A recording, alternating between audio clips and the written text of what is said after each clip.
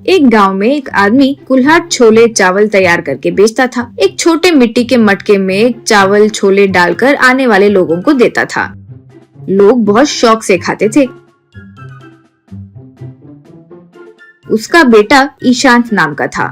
वो पिता के दिए पैसे लेकर आवारा घूमता रहता था।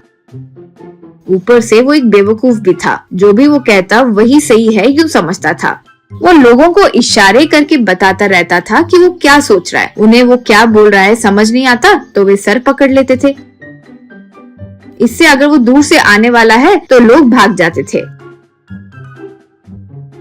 एक दिन बंडी के पास ईशांत के पिता, बेटा क्यों ऐसे लोगों को सताते हो? लोग देखो तुम आते ही कैसे भाग जाते हैं। तुम्हें एक बात पता है? तुम्हारे लिए गांव वालों ने एक नाम भी रखा है, जानते हो क्या? इशारा ईशांत। कृपा करके आके काम संभालो बेटा। यूं कहा ईशांत। अरे पिताजी, बात करने से सोचो इंसान की कितनी एनर्जी वेस्ट होती है, इसलिए मैं ज्यादातर इशारे करता हूँ, सबको सीखने के लिए कहता हूँ, लेकिन कोई सुनता नहीं। सच बोलो तो मैं साइन लैंग्वेज में मास्टरी कर ली है। उस पर एक किताब भी लाने वाला हूँ, तब सबको समझ आएगा कि मेरी अहमियत क्या है। और लोग मेरा कोई नाम रखे तो मुझे क्या, पहले मुझे पैसे दो। यूं कहा तब पिता सर पकड़ लिए। उसी गांव में आशुतोष नाम का एक बड़ा आदमी रहता था। गांव में किसी को भी समस्या होती तो वो अच्छे से उनका परिष्कार देता था।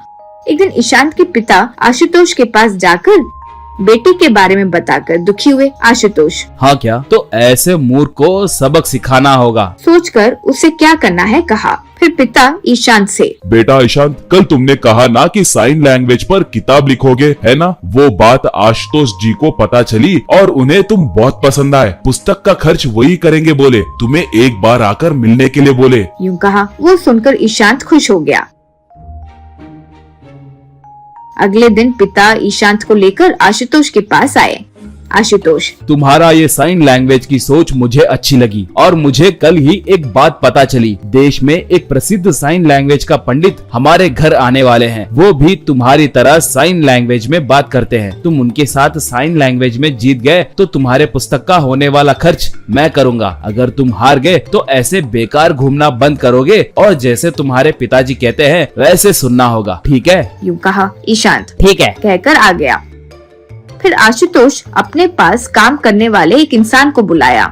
उसका एक आंख नहीं था। उसे आशुतोष, रे शुभम, कल एक पंडित आकर तुम्हें साइन लैंग्वेज में प्रश्न पूछेगा। तुम भी साइन करके जवाब देना। कोई भी परिस्थिति में तुम मुंह मत खोलना। यूं कहा। तब वो, ठीक है श्रीमान। यूं कहा। अगले दिन आशुतोष शुभम को एक पंडित के वेश में पहनाकर उसे घर पर एक कुर्सी पर बिठाया।